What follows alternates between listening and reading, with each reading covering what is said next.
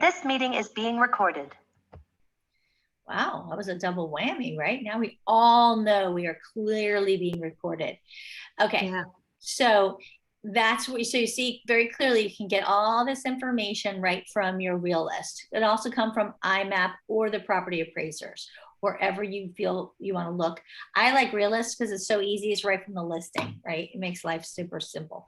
I'll just also so you know, this one right here, IMAP, is your tax record. So if you click on that, that also gives you even more details. Both of these are pulling from property appraisers, so you know. So you could click on either and you would get all that same information. So let's see if it opens really quickly. See, here you go. It gives you all that same information right here, the legal description, the plat book, the page it's recorded on, all of those things. Gives you your sales information, the schools, the flood zones. You have all of that same kind of stuff right here. And this is from IMAP, okay? So there's IMAP and Realist. You can kind of play in both of them. We're good? Now, this is important for you guys to understand. Property that is normally included to convey, okay? So you don't have to write this stuff in here. It's already written for you, but I'm gonna tell you again, most important thing about a contract is for clarity, right? So be specific. So let's just kind of go through what is expected to convey. Or actually, let me ask you, here's the test. Look at this thing here and tell me what 3 items typically would come with the house that are not written here to convey. Anybody? And are not written there. What did you say? Washer, dryer. Washer and dryer. And one other thing. Hot water heater. Well, that's something. That one that's ridiculous. But yeah, so let's talk about the washer and dryer for a second. The washer and dryer is not written here. Absolutely correct. Now, let's say it said in the MLS listing, washer and dryer to convey. And you forgot to put it here. And you go for the walkthrough and there's no washer and dryer. Are you covered because it said in the MLS? No. No. It does not matter what's in the MLS. In the MLS, it's simply for information. As a matter of fact, it tells you in the MLS, this is simply for informational purposes. It's not to be relied upon. So, where we are. Come back. This thing's in my way. I can't even get back to my contract. I have to move this out of the way. Okay, there it is. So the washer and dryer, even sometimes you'll see people right here per MLS. That means nothing. Unless you're incorporating that MLS synopsis. So you could print this and if you wanted to make sure you're showing the commission, you could do the broker synopsis one. You could print that out and have everybody sign it, but you have to include it in the contract. And if you do that, you would have to actually go to the back of the contract. So let's go all the way down to the end of the contract. The second to last page, you see here we have all these additional addendas, right? You would have to check other and write MLS broker synopsis or MLS synopsis.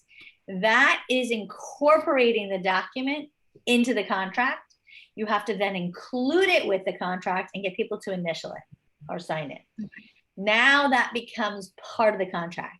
So if you want to include some kind of a survey, or if you want to include some kind of information about whatever kind of thing, you have to actually check this, write it in here, and then actually attach it with the contract and get everybody to sign it. You with me? But by writing MLS here per MLS, which by the way, I see that all the time and it's retarded, it means nothing. Now, let's say you wrote washer and dryer, but they had these really fancy washer dryers that were front loaders that sing to you when they're done and whatever. And then you go to closing and they're just the regular washer and dryers.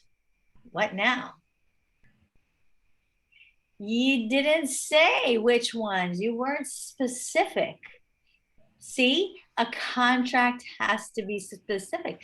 You're just saying a dishwasher. What if it's not the really cool Bosch dishwasher that you saw? Right? Does it? So we need serial numbers and all that kind of good documentation. Or, at least put the Samsung model, blah, blah, blah, usually you don't have to be that specific, but if it's a high-end home and they have really nice, appliances, I would make sure I'd write down what they were, Okay. Bosch dishwasher, model, blah, blah, blah, whatever. Because, I mean, first of all, if you rate Bosch, by the way, they don't really have any low-end Bosch, so you're probably okay, right? But it is true. It doesn't say here that as long as you have, it just says right here, unless excluded, which would be written down here from the contract, the following, which is owned by the seller and existing on the property at the date the initial offer was made. Well, how do you know that they didn't have another washer and dryer in the garage? And they're going to switch it out after it all. You know what I'm saying? This is the problem.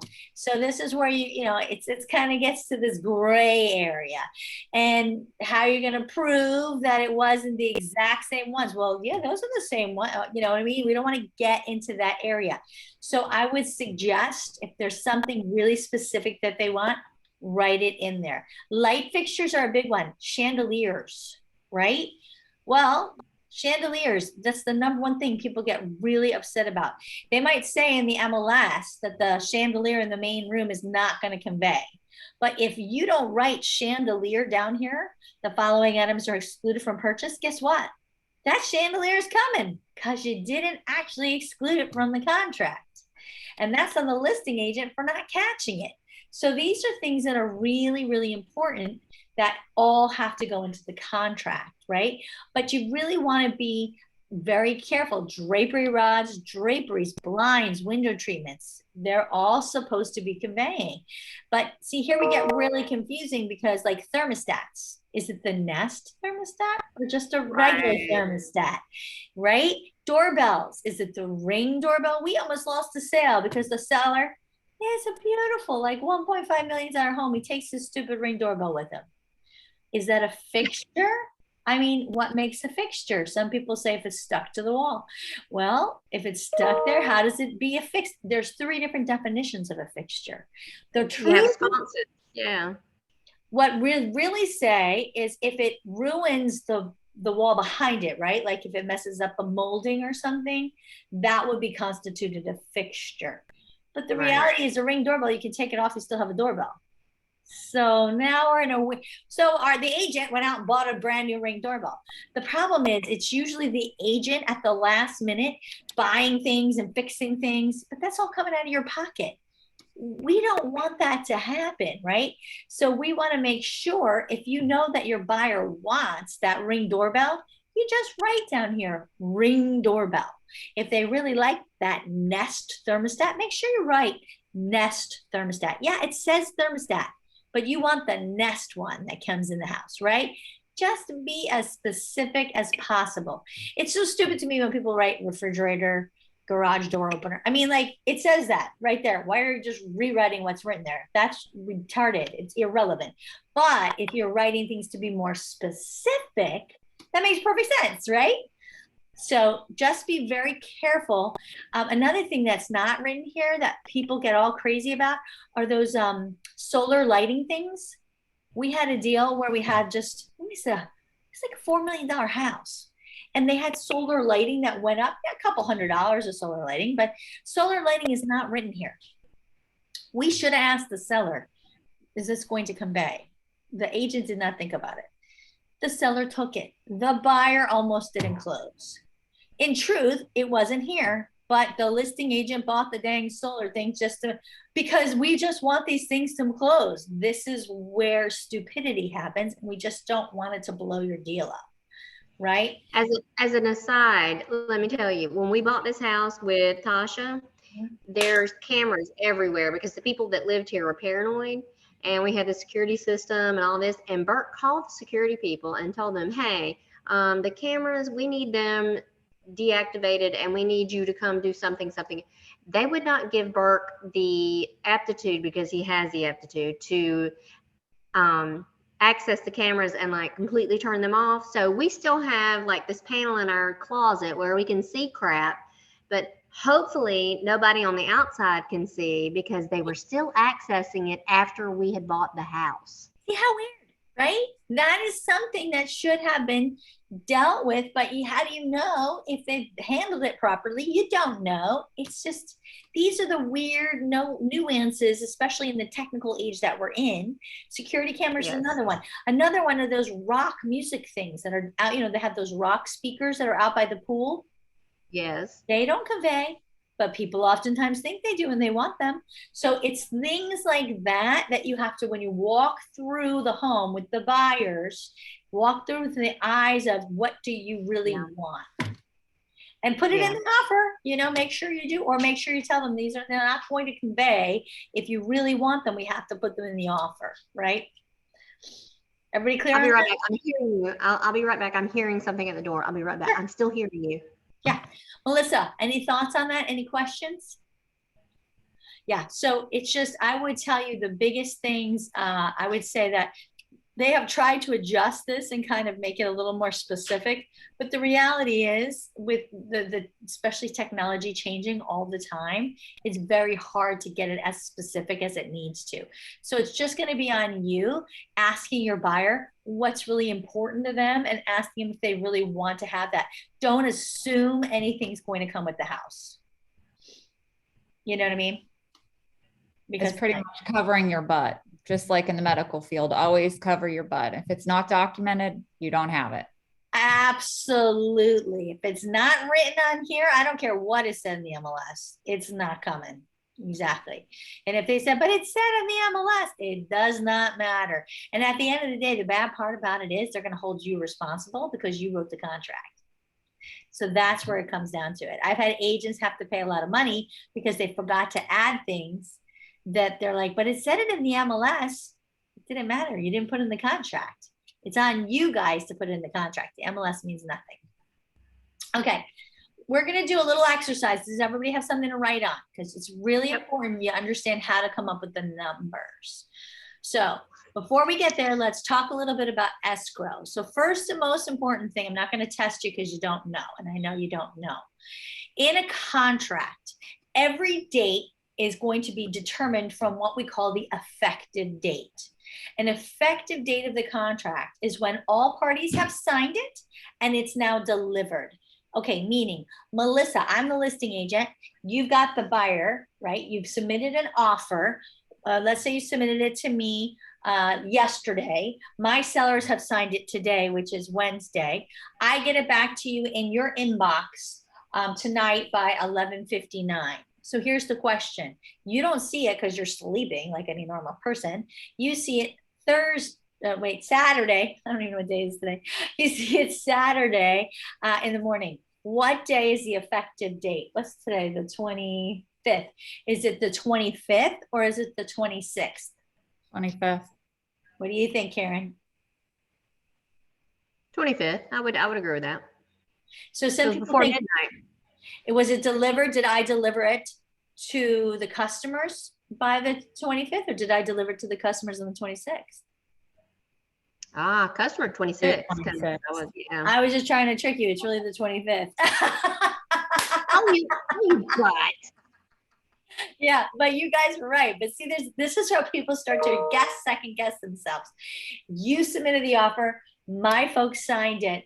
I returned it back to you. Signed and delivered by the 25th. Yes, it doesn't matter if you didn't see it. It was time stamped in your inbox by the 25th. But see, time is of the essence as well. Absolutely. But so many agents do not understand the effective date. So my recommendation to you, and we have an email that says, congratulations, you're under contract. I think Tasha has her own version of that too. Always, not just to your customers, but also to the agent on the other side. You need to communicate, oh, terrific, we're so excited. This is the effective date. Communicate all the dates and the timelines. That is the number one thing that people are not on the same page with, is what is the effective date? And that is the thing that everything has been determined from, right? The effective date, when the deposit's due, when the inspection is, when the financing contingent is. Everything has been determined from the effective date. So if you think it's the 25th and you think it's the 26th, you can see we're going to have some issues, right? And that's a big problem of why contracts fall apart. Now here's a question for you. So the question is sticking out in my mind. Maybe you'll answer it later. But okay, so the 25th we get some money and we're supposed to deposit on the third day. Is the third day Tuesday, or is it Monday, or is it Wednesday if we get it on Saturday? Thank you. I love that question. So that was my next part. Now, first of all, we never actually check a company's offer. Never do that. We never want the money to come with the offer. Mostly, especially in today's market where everything is like multiple offers and stuff like that. What a mess, what a delay to try to get your money back. It'd be a mess. Number two, you never take money, ever. The money goes direct from the buyer to the title company or the attorney, wherever it's going. You never are the conduit for that. Don't touch it. You know, hands up. So here's the question. How do we not touch it? Do we contact the seller's agent and they somehow deal with it? Nope, because you see here on your contract, it tells the buyer who the escrow agent is and what's their address, their email, the phone number. So they know all the ways to get in touch with the title company. The buyer's job is to contact the title company. The title company will then give them the wiring instructions, and the buyer will then wire the funds to the title company. Got it. Perfect. That's easy. Well, very easy for us. Easy. Now you want them to wire it. And there's a couple of reasons why. We're going to talk about that in a second. To answer your second part of that question, when is it due? So you see here, it's never going to company offer, is to be made within. Now you see it says if left blank 3 days, don't leave it blank. Even if you're going to do 3 days, write a 3 in there, right? Just make it clear. So here's your question. If it's executed on Saturday, it is calendar days. Every date in your contract, all time, is calendar days. In the MLS, all time is business days. So it gets confusing for people, but if you could just separate those two, contracts are calendar days, MLS is business days, you will be so far ahead of the game. I teach contracts boards all over the place. And I love that question because I like to play around with agents that have been in the business for many years. And I ask the question in a way like, okay, this is when we're effective. When is the money due? And I get so many different answers. And then I'll say, okay, so is this money due? Is it calendar or business days? And agents who've been in the business a long time, they always say business days. Because back in 2017, it changed from business days to calendar days. I'm like, so you guys have been busy or just not paying attention is the reality. So when somebody's like, oh, I've been in the business for 20 years. Well, I guess you haven't been paying attention for the last 5 because this changed back in 2017. So if it's on a Saturday, it'll be Tuesday. Sunday, Monday, Tuesday. You're 100% right. You got it. So if it's effective Saturday, you start counting Sunday, Monday, Tuesday. That's when the money's due. If for some reason Tuesday's a holiday, it would then carry over to Wednesday. So if the day the money was due was a Saturday, Sunday, or a holiday, it would always go to the next business day. That's why people get confused also. Because the problem is title companies and attorneys are not open on the weekends, right? So who are you going to give the money to? You can't wire funds into somewhere that's closed. So that's the other problem. But the monies, every time that has to be decided in here is based off of calendar days. So for counting purposes, it's calendar. Got it? Okay. So excellent job. Now here's another thing. This information about the escrow agent must be filled in.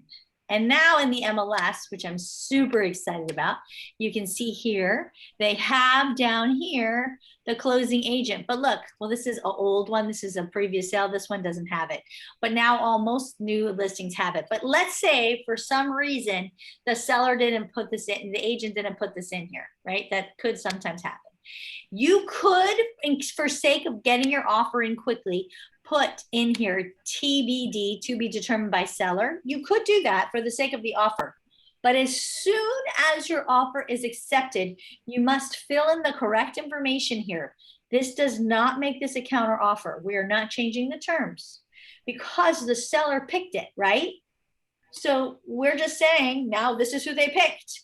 It does not create a counter offer situation. We do not need to get anything initialed by anybody, but we do need to get it to our buyers, because at all times the buyers must know where to send the money, right? That's huge, but also who has their money and how they can get it, right? So this is a huge FREC violation for the brokerage if we have an actual effective contract without this information filled in.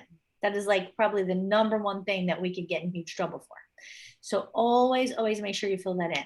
Okay, we good? Yep. Now, additional deposit to be delivered to the escrow agent within blank days.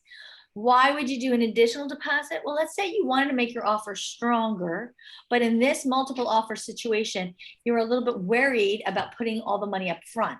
So maybe your buyer wanted to put down $10,000, but you don't want to put it down right up front.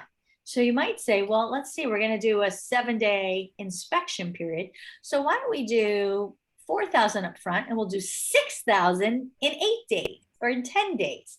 What that does is it shows the seller how strong your buyer is, right? But it protects the buyer's money a little longer because you waited for the inspection period to go through before they had to come up with the extra cash. Because here's the problem, we'll get to it, not today, but dispute on escrow.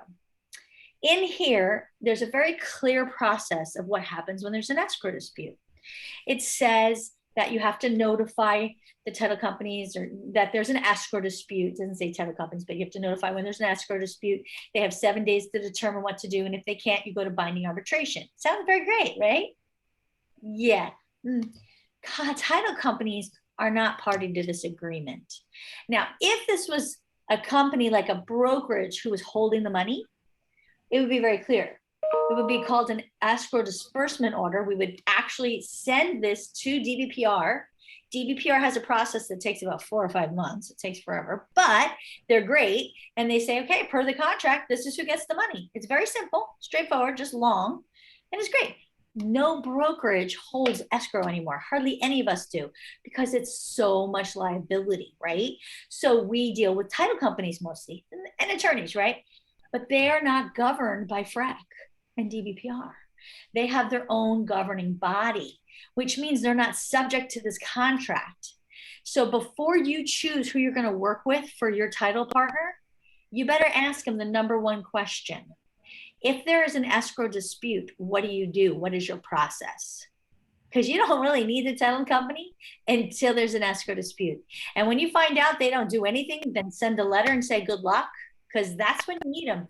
Because of the code of ethics, we can't reach out to the customer on the other side. We can try to work it out between the realtors, right? But we've already tried that. Obviously, that's why we're in an escrow dispute, right? That's when we need help from a neutral third party. That's what we want the title companies to help us with. But if that title company's position is, sorry, we just sent a letter and we say, if you have any questions, call this 800 number and your money's going to sit here until you figure it out. And if not, it's going to go to the state. That's what Fidelity does, I tell you that. So you have to really know. And it's a shame because I really like Fidelity. They're a good company, but they suck at escrow disputes. And you don't want to find it out when you're in one, right? So my point, I don't know who you guys use. I don't know who Tasha uses for title, but whoever you deal with, Tasha, who do you use for title? So I'm kind of in the midst of changing. I've always used Affiliated, but they're super overwhelmed. So I just started Signature Title, very new with them. How do they deal with escrow disputes? I don't know. Oh my God, girl, that's the first question you have to ask them. How do you handle They have great customer service. That's what I need. Ask them how they handle an escrow dispute, because when you're in one, I don't care how good their customer service was, that's when you need their help. Okay. Celebration gets involved. They have an attorney that helps. Phil gets involved. He helps. Like I know companies that get involved and they help and they negotiate back and forth. Affiliated did too, but the thing is they just took the money from the escrow to facilitate it. as long as you got somebody helping you, because Yeah. you cannot talk to the customer on the other side. That is a code of ethics violation. So you're stuck. Like, what do? If you and the other agent can't work it out, you have to say to your customer, I'm sorry. If you're representing the buyer, you feel awful because you have to say, I'm sorry, you have to hire an attorney. Yeah. That's an awful feeling. Yeah. So I'm just saying, it's important that you understand that. Okay, moving forward. That's enough of that nasty stuff. But that's why, especially when you're representing the buyer, you might want to spread out that additional deposit because you have a chance to get out during inspection, right? Before you put more money down. So at least you're not risking as much money, but you're still showing the strength of the buyer. That's one of the reasons I might say split your deposit. So Carrie, is Celebration Title near Ocala? Is that somebody local or what is They it? have an office in Ocala. Okay. So, okay. So here we go. But remember, when you're on the buyer side, you usually don't pick your title. It's usually picked by the seller. And that's the unfortunate part. So that's why I'm telling you, if you're representing the buyer, you might want to consider splitting up the deposit, coming in a little lower on the first side, but higher on the second side, really making it look strong, but a little weaker here. So that way you're not risking all their funds up front. It just gives your buyer a little added protection. Because listen, you could cancel within the right amount of time and the seller could say, yeah, I don't want to give the money back. Contractually, you're totally right. And the seller can still say, yeah, I don't want to give the money back. That's what an escrow dispute is. It doesn't necessarily mean that they're not following the contract. That's the problem with an escrow dispute. Okay, so we're all good with that. Now here is, oh, sorry, let me see this. See you at 4, yes. Okay. I have a developer meeting at 4 I have to drive to. Okay, financing. I'm going to suggest you could use a percentage, but I'm going to suggest you don't. I'm going to suggest you use the dollar amount, and you're going to see when we do our exercise in a minute. That's like if you had a gift of funds or something like that. We don't usually use the other line very often. And now, guys, this one drives me insane. It says balance to close. Now, notice this is not including the buyer's closing costs or prepaids or prorations. It's just the rest that equals the purchase price, okay? And you know what I see here? See, notice there's a dollar sign, which tells us what? You should write a number, right? You know what people put here? Balance. Why do they do that? I don't know. That doesn't tell us anything. Again, the whole point of this contract is to be clear so that with buyer or seller look at this, they understand how much they're paying for the home. Is it financing or not? How much will the financing be? How much is deposit and how much they have to come to closing, right? Not including the closing costs. Very clear. But when you write balance, what the hell does that mean? So stupid. Don't be that agent. I won't let you. Tasha won't let you. It's terrible. Okay, so here is our fun example. You ready? We're going to make numbers super easy and totally unrealistic. Your buyer is purchasing a home for $100,000. So you're going to write that up at the purchase price. Their initial deposit is $5,000. They're going to be doing 95.5. So they're putting down $95,000 in their loan amount. So that's going to be going under line 39. How much is the balance to close?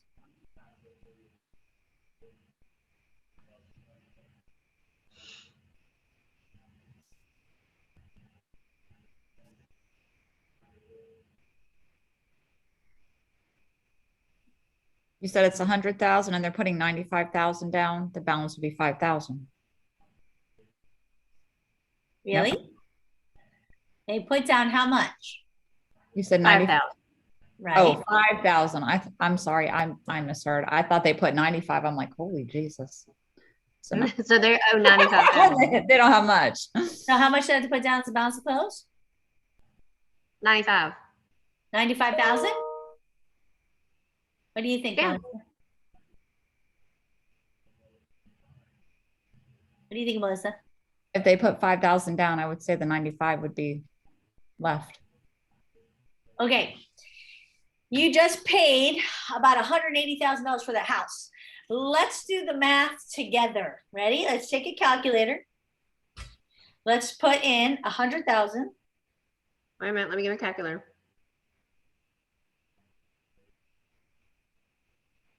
All right, 100,000. Price of the house being 180,000 or 100,000. No, it's only 100,000. We just paid 180,000. It's only 100,000. Okay. Okay. We're going to subtract 5,000 because that's how much we put down. Remember? Right. Then the loan came in. We subtract 95,000. Right. Subtract. How much is Wait a our minute. balance? What? Yeah, that's how much our loan was. Oh, so it's 0.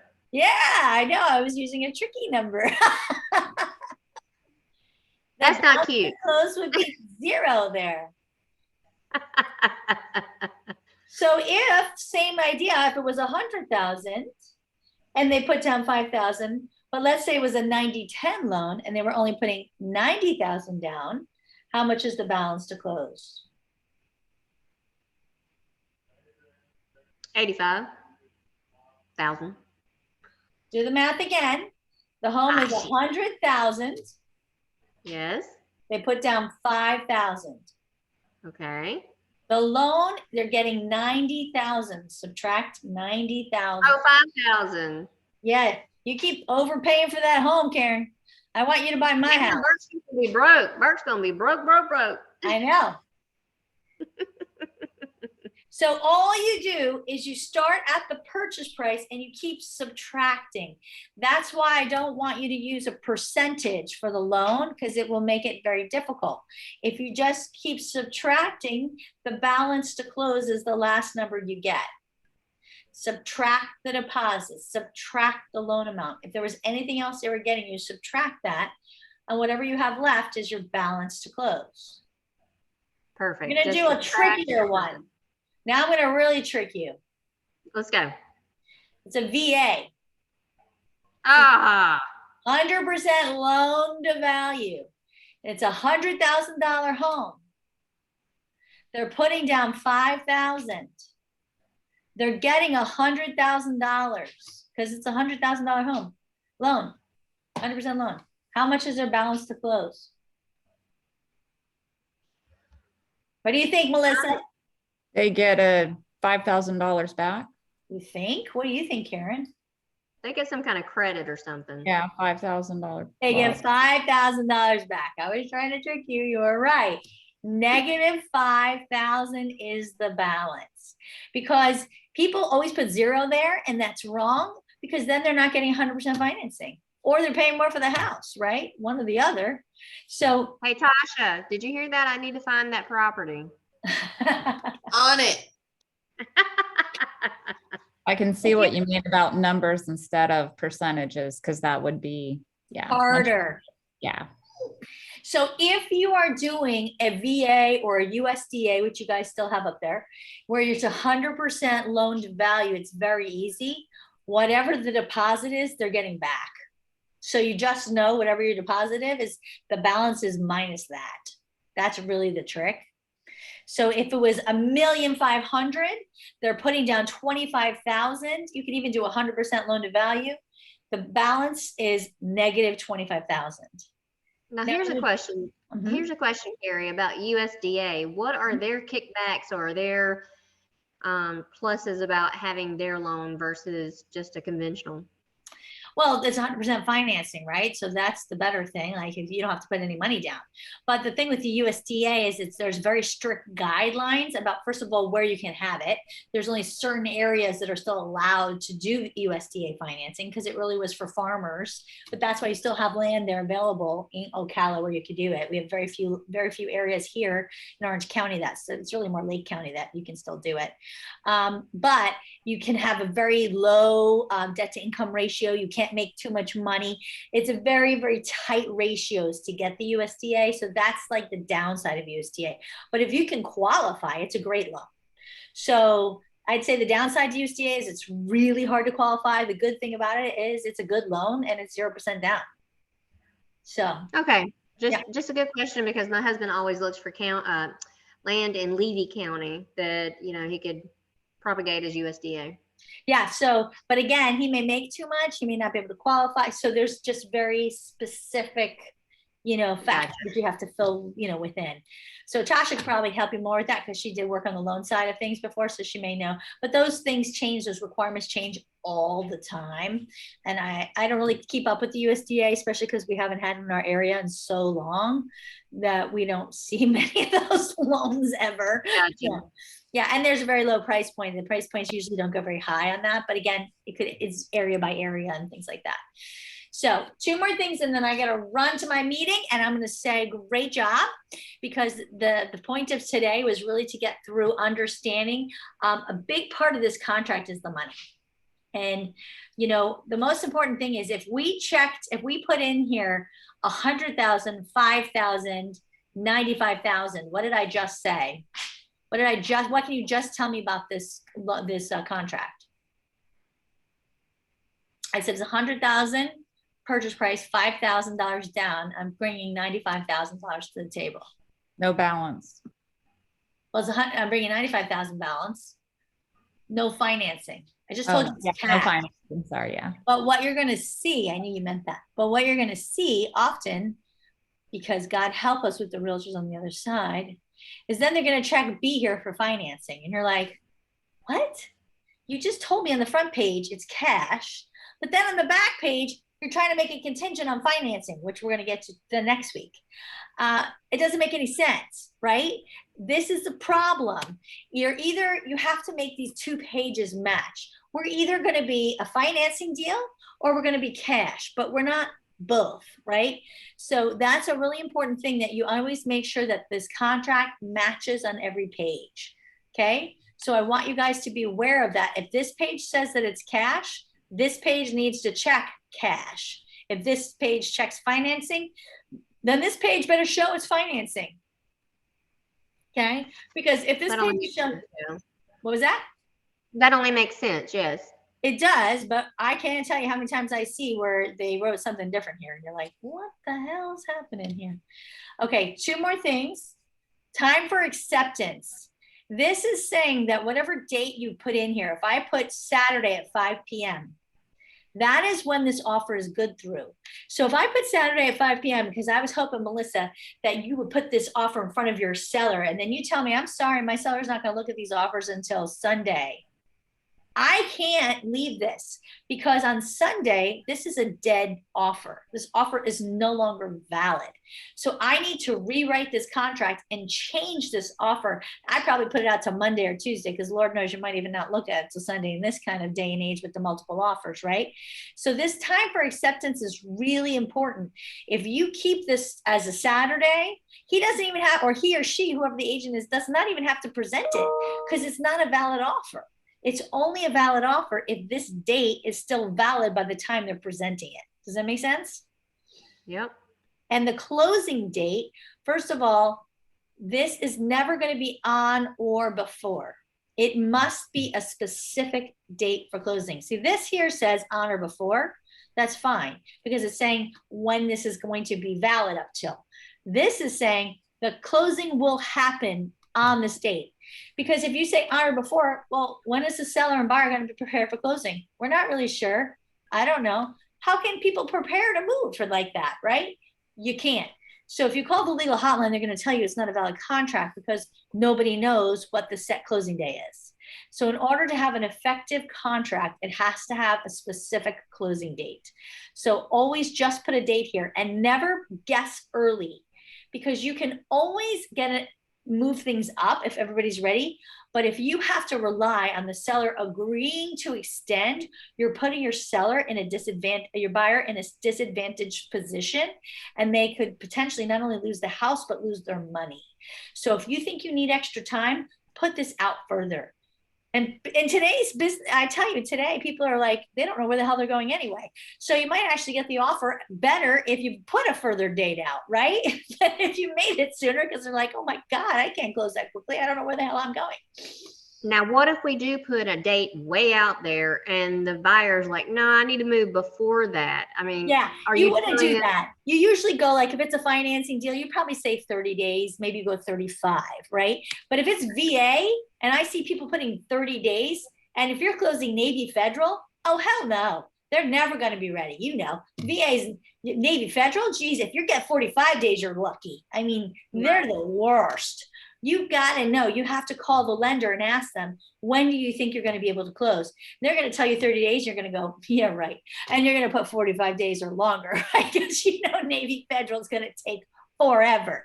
USAA, I'm still not putting in more than 45 days, less than 45 days, right?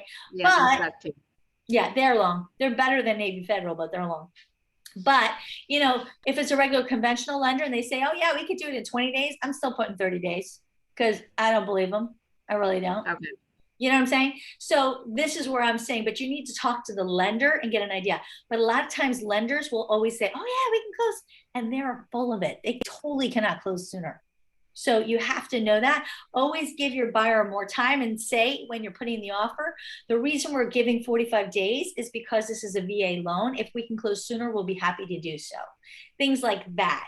No, I'm not saying put, 60 days, 80 days, you want to make it realistic, but you don't want to say 30 days and then 30 days, there's no way in hell with Navy Federal closing.